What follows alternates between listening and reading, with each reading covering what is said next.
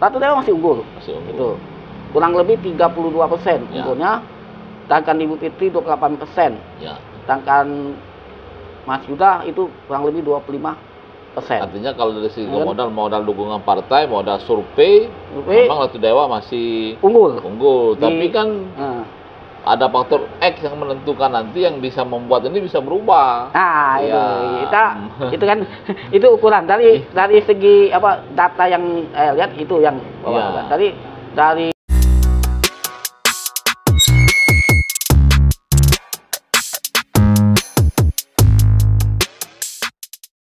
Waalaikumsalam warahmatullahi wabarakatuh. Berjumpa kembali dengan saya Muhammad Nasir di podcast ketikpos.com menjelang pilkada serentak yang akan dilaksanakan 27 November mendatang. Memang kontestasi politik di Palembang itu terus memanas ya. Memang sudah final ya, 3 calon yang akan bersanding di pesta demokrasi di kota Palembang ini. Yang pertama Ratu Dewa dan Prima Salam yang didukung oleh Partai Gerindra, PDIP, dan Golkar. Ketiga ya. Sudah, dan juga beberapa partai kecil lainnya. Juga ada Fitrianti Agustinda yang berpasangan dengan ibu kita menata ibu kota ya, Nandriani, yang didukung oleh Nasdem, PAN dan PAN, PKB. Dan yang ketiga ada Yuda Pramono Mahyudin, PSD, yang berpasangan dengan Bahrudin, jadi digandeng oleh Demokrat dan PKS. Nah, bagaimana peluang 3 pasang calon ini yang kemarin sudah prosesnya memasuki tahap pemeriksaan kesehatan ya? Kalau secara umum barangkali kesehatan mereka ini mungkin lolos, terutama kalau calon kita Yuda itu punya rumah sakit, masih mudah-mudahan fisik dan kesehatannya pasti 100% ya. Begitu juga dengan Ratu Dewa yang memang hobi badminton, pasangan juga mungkin Prima Salam juga mudah-mudahan lolos, dan begitu juga dengan Fitrianti dan Ibu Nandriani sebenarnya juga akan lolos. Jadi kalau memang mereka ini lolos ke tahap berikutnya, maka tinggal memasuki nanti persiapan masa kampanye. Ya. Nah, tinggal sebenarnya peluang mereka ini menjelang pemilihan ini seperti apa. Telah hadir bersama saya seorang pengamat pilkada, pengamat politik ya, pengamat politik, M. Ali atau Ali Pudi, MSI, yang juga sebenarnya sedang menyelesaikan doktoralnya ya di Trisakti. Jadi kandidat doktor ini, kandidat doktor Ali M. Ali, MSI. Seperti apa analisisnya bisa kita dengarkan nanti. Seperti apa sih Bung Ali melihat peta politik menjelang pilkada dari ketiga calon, peluang-peluangnya? Terima kasih Bang Nasir. Selamat sore dan salam sejahtera untuk kita semua.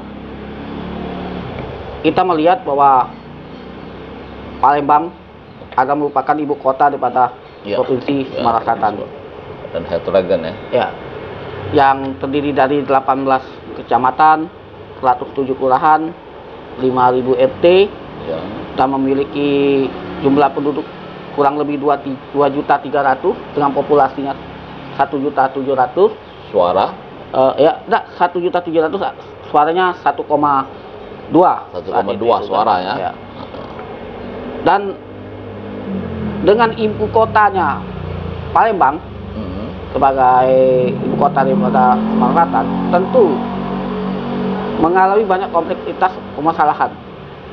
Tidak hanya di kota Palembang, tapi di kota-kota lain seperti kemiskinan, pengangguran, masalah banjir, macet, kumuh, timpangan pembangunan, kemiskinan yaitu kesejahteraan, itu terjadi di semua kota-kota yang ada di Indonesia, bahkan di dunia ini. Kalau kita lihat, kota Palembang ini lahir di 683 Masehi yang lalu. Tepatnya di tanggal 16 Juni 683 Masehi yang lalu. Kota tua ya? Kota cukup tua lah, kan? Nah, itu bisa dibuktikan lewat prasasti. Ditemukan oleh seorang kolonel Belanda yang bernama J.J. Vanderburg di Kedukan. Kalau sekarang ini di Bukit Sekuntang. Nah, itu kan. Pada saat itu Dapus Tahyang atau Raja Sriwijaya melakukan ekspedisi ke perjalanan membawa tentaranya, terus bermukimlah mereka di Kedukan di Bukit Sekuntang dengan bala tentaranya. Disitulah berkembangnya pusat kerajaan Sriwijaya.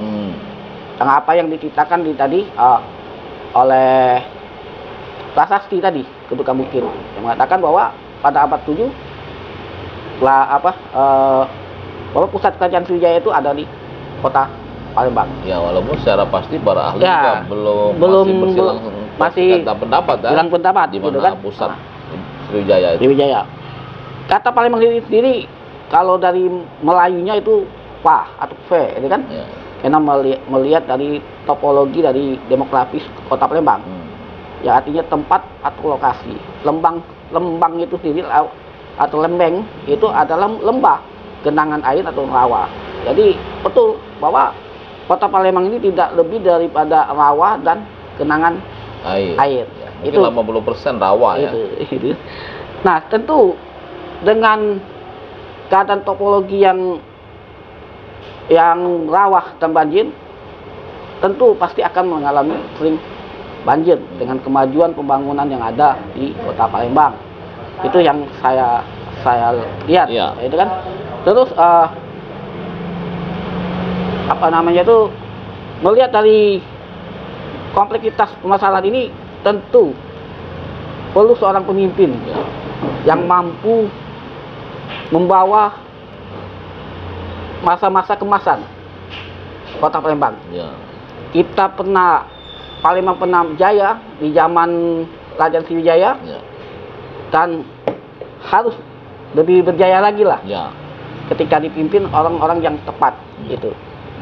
Nah, saya melihat 3 pasang calon yang ada saat ini, yaitu Pak Ratu Dewa dan Dimas Salam, terus ada Ibu Fitriyanti dan Mbak Nandriani Oktalina, dan Mas Yuda atau Mama Idin dengan Ustadz Bahar.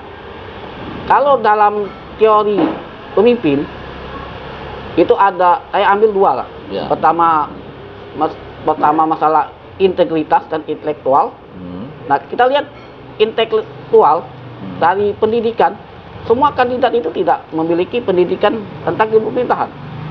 Baik Ratu Dewa maupun Ibu Fitri maupun Mas Yuda. Ya, walaupun semuanya secara formal Yuda itu S3 ya di Inggris ya. Inggris atau Malaysia ada? Inggris ya. Inggris. Jadi semua tidak memiliki pendidikan gitu, tapi bukan berarti mereka tidak mampu lah dalam ilmu pemerintahan. Ya, tapi kalau kita lihat di presiden juga sama-sama Jokowi, Prabowo juga nggak punya basic pemerintahan. Gitu kan? Itu kalau ukurnya gitu kan. Kalau ditarik dari pengalaman, kita melihat bahwa seorang Ratu Dewa hampir 33 tahun lebih menjadi birokrat. Birokrasi, pelayan memang di birokrasi. Tentu dalam karir itu sebagai birokrasi yang mampu memahami apa-apa yang menjadi persoalan-persoalan yang ada di pemerintahan. Itu yang saya lihat. Sedangkan Ibu Fitri, dia punya pengalaman 2 tahun di DPR. Itu kan. Terus masuk di eksekutif. Kurang lebih 3 tahun. Wali kota. Di masa pada saat itu menggantikan Pak Harno. Pak Harno yang naik jadi wali kota. Setelah itu terpilih kembali menjadi wali kota. Nah, kalau dilihat Ibu Fitri juga mungkin punya pengalaman di dalam pemerintahan saat itu kurang lebih 7 tahun lah. 7 tahun sudah lumayan itu. Sudah lumayan. Kalau S1 saja cuma 4 tahun. Di dalam pemerintahan sebagai wakil wali kota saat itu kan. Terus Mas Yuda sendiri belum minim, meskipun dia seorang berpendidikan tinggi, tapi dia baik pendidikan dari pemerintahan maupun birokrasi dia minim. Tapi pengalaman organisasinya barangkali bisa menunjang. Ya, Ketua Karang Taruna. Ya, dan juga sebagai di SMA Nusantara juga ketua alumni. Ya, betul itu. Jadi bukan berarti kita mengesampingkan basic dia gitu kan, tapi kita melihat kalau punya itu kan. Nah, itu yang saya lihat. Jadi kalau untuk mengatasi problem solving yang ada di Kota Palembang, kesemuanya ada plus minusnya. Ya, gitu masing-masing tiga calon tadi. Iya, Indonesia. Persoalan ibu kota ini kan persoalan yang sangat kompleks, gitu kan? Harus betul-betul orang yang mampu tahu persoalan yang ada di Kota Palembang. Ya, dan pengalaman selama ini sebenarnya yang bisa menyelesaikan itu kan contohnya Pak Edi Santana Putra. Ya, dulu itu. Kita sudah menjabat 2 periode kan. Nah, itu yang harus itu. Apa menjadi persoalan hal ini dan bagaimana solusinya untuk di Kota Palembang. Itu yang saya harus lihat dan cermati gitu kan. Nah, itu dari segi pengetahuan dan intelektual. Terus dari skill atau kedekatan, seorang Ratu Dewa sendiri dekat. Karena dengan pengalaman dia di birokrasi dan dekat dengan siapa nih maksudnya? maksudnya turun dalam ke masyarakat. Dia juga punya skill organisasi. Dia pernah menjadi ketua PMII. Dan juga dia ketua PCNU kan. Ibu juga Fitri aktivis juga aktivis ya. di mahasiswa ya. Mahasiswa. Dan Ibu Nandriani juga orang ketua PMI kan. Satu PMI berarti. Iya. Nah, harusnya digabung gitu. Dan Mas Yuda diri berpengalaman di Karang Taruna. Itu yang saya lihat. Nah, kalau kita lihat dari kekuatan suara partai politik yang mendukung, pasangan Ratu Dewa dan Prima Salam kurang lebih 36%. Suara partai yang pendukung. Suara pendukung 36%. Itu bisa jadi modal ya. Tapi kalau modalnya kan bisa bertambah bisa berkurang. Kalau bisnis itu kalau dia rugi hilang, modalnya lagi hilang kan. Tapi itu bukan menjadi tolak ukur penuhnya kan. 36% lah. Ya ada PDI, ada Golkar dan ada Gerindra, terus ada P3, hampir partai besar yang mendukung Ratu Dewa dan Prima Salam. Terus Ibu Fitri dan Ibu Nandriani itu kurang lebih 33%. Ya, perolehan dukungan suara partai politik. Dia didukung oleh PAN, didukung PKB, Nasdem, itu kurang lebih 33% lebih. Sedangkan pasangan Mas Yuda dan Ustadz Bahar itu kurang lebih 22%. PKS dan Demokrat. Artinya kalau mereka bisa mengoptimalkan dukungan dari lain, ini kan partai ini kan modal nih. Berarti yang Yuda ini kalau dia bisa mengoptimalkan 2 kali lipat bisa 44%. Nah, dan itu Ratu Dewa kalau dia tidak bisa membagikan bisa berkurang atau bertahan 35 masih kalah berarti Ratu Dewa. Nah, dengan mengoptimalkan mesin-mesin partai, kemungkinan peluang itu Ratu Dewa. Itu kan dengan mengoptimalkan mesin-mesin partai. Itu kalau dua calon lain juga tidak bergerak. Tidak bergerak. Tapi bergerak. Nah, terus dari survei popularitas dan elektabilitas yang terakhir di bulan Agustus tadi, Ratu Dewa masih unggul. Itu kurang lebih 32% unggulnya. Sedangkan Ibu Fitri 28%. Sedangkan Mas Yuda itu kurang lebih 25%. Artinya kalau dari segi modal dukungan partai, modal survei, memang Ratu Dewa masih unggul. Tapi kan ada faktor X yang menentukan nanti yang bisa membuat ini bisa berubah. Nah, itu kan itu ukuran dari segi data yang lihat itu yang dari suara partai, dari tingkat survei Ratu Dewa unggul. Artinya kan memang yang sudah unggul tidak boleh lengah, yang juga belum unggul juga harus lebih meningkatkan kinerja dan aktivitasnya lah harus optimal. Nah, mesin kampanye mereka mesin politik maupun relawan ya kan. Betul itu. Nah, terus apa yang jadi persoalan yang bisa menyelesaikan daripada Kota Palembang saat ini. Iya. Nah ini tentu tidak hanya orang yang punya peluang menang, Iya. tapi orang yang juga mampu kerja, Iya. mampu menyelesaikan persoalan yang ada di Ya, dan Kota- pembuktiannya kan nanti ketika mereka terpilih, Ya, kan Kota prosesnya Palembang. kan Itu kan hanya gitu. menentukan siapa yang terpilih ini. Nah, Ya. sebagaimana Ya, kinerjanya kenapa? kan kita buktikan setelah terpilih nanti. Terpilih, ya. Bisa saja yang kita pikir dia memiliki kinerja yang baik ternyata belum tentu kan? ya, omong-omong. Omong-omong, betul. Nah, banyak yang terjadi aksi demonstrasi lah Mhm.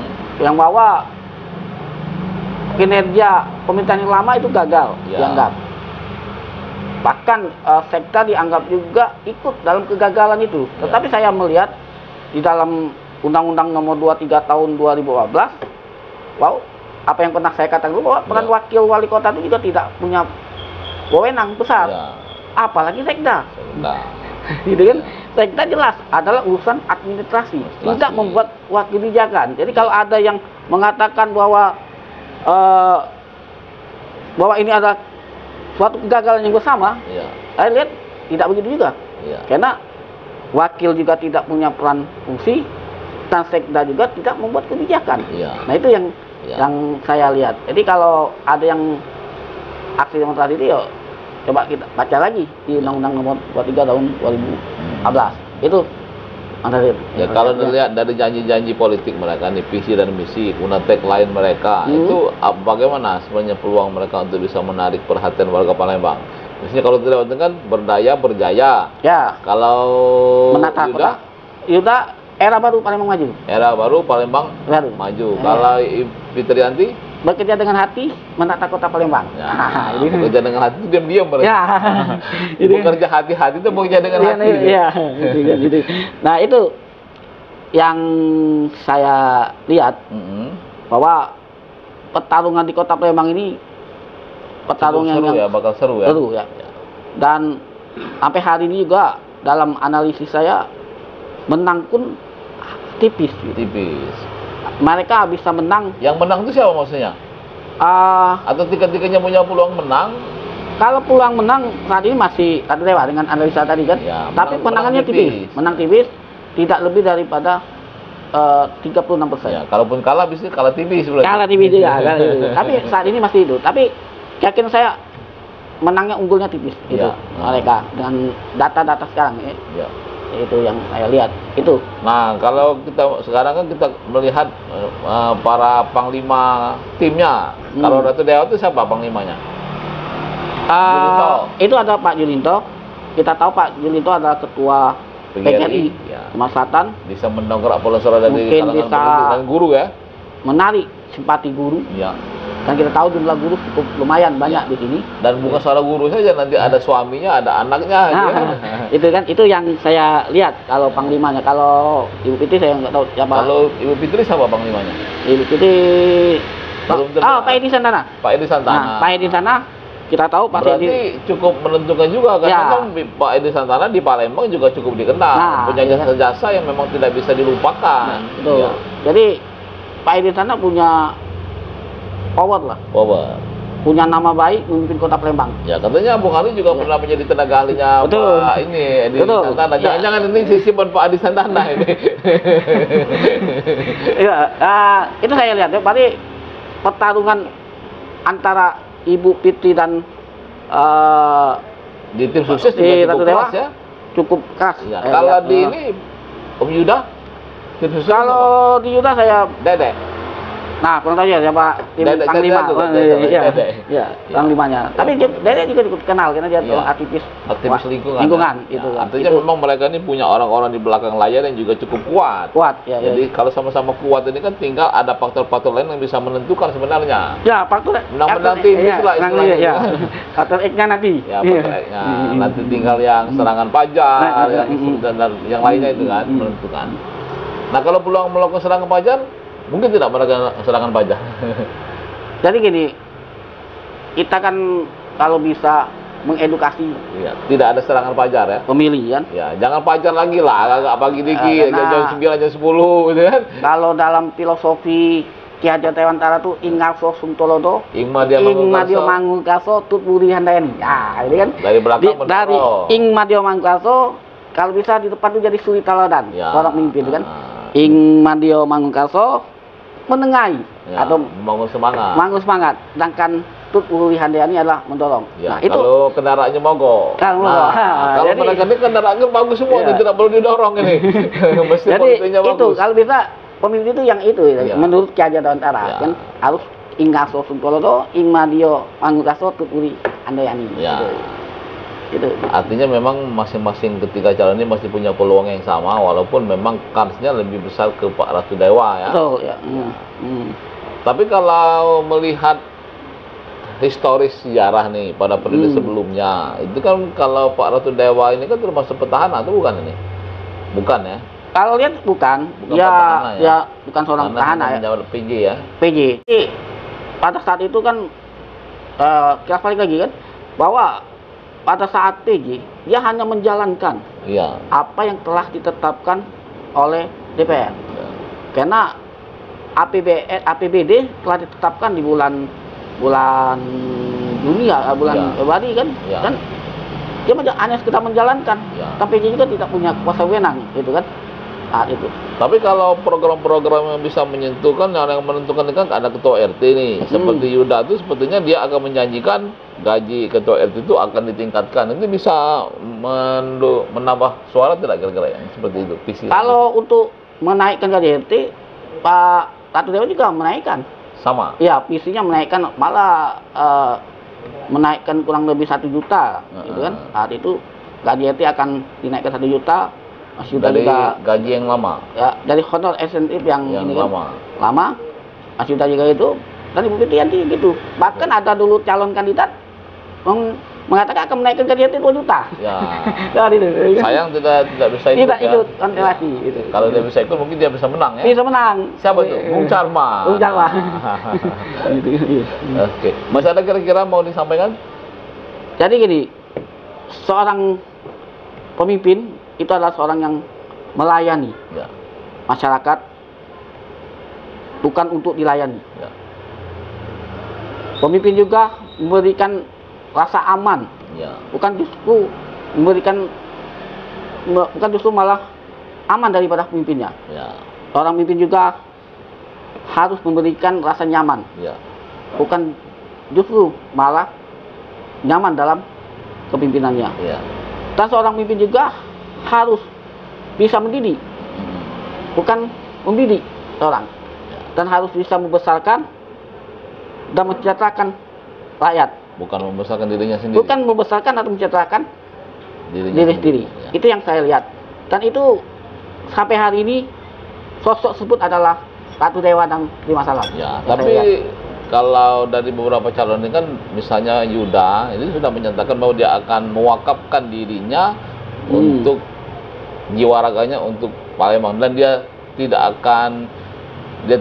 menjadi wali kota, tidak bermimpi akan menempati rumah dinas, akan menikmati mobil dinas dan fasilitas lainnya.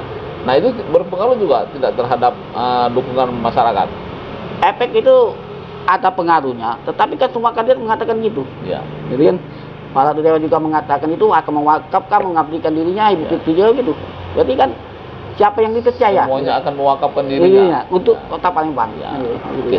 Baiklah, artinya memang dari ketiga pasang calon ini memiliki alasan yang memang layak untuk dipilih. Ya. Tinggal seberapa besar mereka yang memilih ini menentukan pilihan, yang kita lihat nanti di bilik suara ya. Ya, betul. Dan pada saat ini menjelang sebelum masa kampanye pun menentukan itu bagaimana mengubah pandangan, simpati, empati dan keinginan untuk memilih masyarakat itu tergantung kepada aktivitas mereka sampai kepada pemilihan suara nanti ya. Yang jelas jangan sampai ada black campaign. Ya, kalau negatif campaign boleh lah ya.